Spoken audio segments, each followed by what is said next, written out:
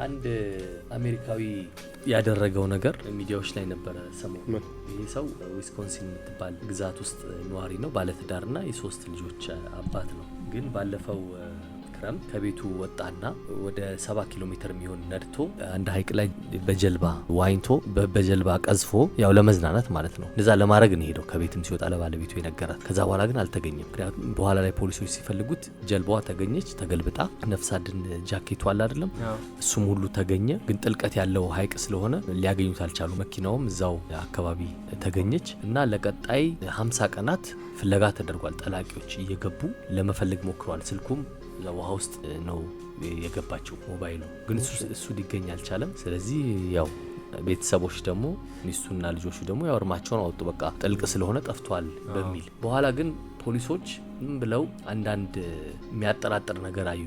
ዋና ያዩት ነገር አንደኛ ከመጥፋቱ ከ3 ወር በፊት አዲስ ፓስፖርት አውጥቷል ጠፋብኝ ብሎ። ከዛ ደግሞ ቤት ውስጥ የነበረውን ኮምፒውተሩን ደግሞ ሲያዩት ሃርድ ዲስኩ ተቀይሯል። ሂስትሪ ደግሞ አለ አይደለም ኢንተርኔት ብሮዝ ያረክበት የፈለክበት እሱን ደግሞ ሂስትሪውን አጥፍቶታል። እና ለምን ጠፋ የሚል ነገር እንዲሁ ተጠራጥረው በቃ በደንብ መመርመር ጀመሩ። ከዛ አንዳንድ የቀሩ ፋይሎችን ኮምፒውተሩ ላይ የተገኙ ነበሩና በእነሱና ተሻለ ቴክኖሎጂ ደግሞ ተጠቅመው ሪከቨር ማድረግ ደግሞ ቻሉ የተወሰኑ ፋይሎችን። በዛ አድርገው ሲፈልጉ ሰውየው እንዴት ከዛ ከተማ መጥፋት እንደሚቻል ወደ አውሮፓ እንዴት መሄድ እንደሚቻል ያጠናበትና ማስታወሻ የያዘበትን ነገር አገኙ። እና ደግሞ ከሰዎች ጋር ደግሞ ሲጻጻፍ ነበር። ያው በኋላ ላይ እንደተባለው ኡዝቤኪስታን ውስጥ የምትገኝ አንዲት ሴት ጋር ፍቅር ይዞት ፍቅር ነው የሁሉ ነገር ያመጣበት። ፍቅር ይዞት እሷን ለማግኘት ብሎ እንደተጻጻፈና ወደ እሷ ለመሄድ ይህን ሁሉ ድራማ እንደተፈጠረ ነው የፖሊሶቹ ጥርጣሬ። በኋላ ብቻ ያንን አደረገ፣ ጠፋ፣ አልሞተም ይሄ ሰውዬ።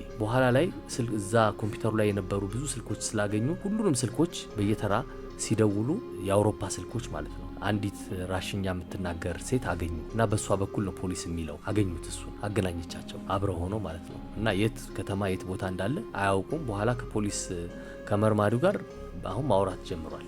እና በቃ በግል ጉዳይ ምክንያት ነው የጠፋሁት ከቤተሰቦቼ ብሏል። ግምት ነው በሷ ምክንያት ሊሆን ይችላል።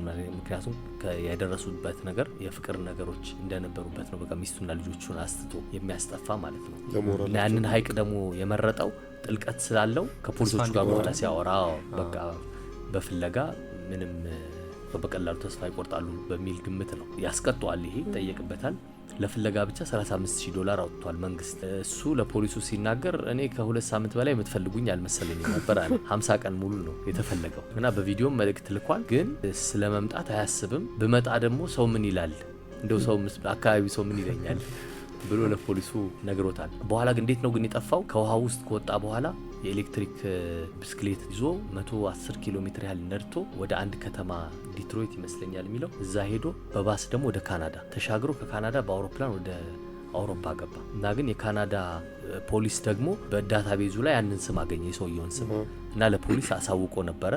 ግን የሚገርም ነው ማለት በዚህ ዘመን ራሱ የ50 ቀን መፈለጋቸው በአውሮፕላን ከሄደ መገኘት ነበረበት። ግን የካናዳ ፖሊስ ጥያቄ ስላልቀረበለት በኋላ ነው ይህንን ስም የሰጠው ለአሜሪካ ፖሊስ ማለት ነው እንጂ ሁሉ ሲፈልጉት ያንን ምንም መረጃ አልነበራቸውም። ከዛ ነው ጠፍቶ የሄደው ማለት ነው። አሁን እዛ እንግዲህ ከሷ ጋር አለሙን እየቀጨ ይመስለኛል። በዛ ላይ ይሄ የጡረታ የተቆጠበ ገንዘብ የሱና የቤተሰቦቹ $375,000 ደግሞ ወጪ አድርጓል በኋላ እንደደረሱበት። ኢትዮፒካሊ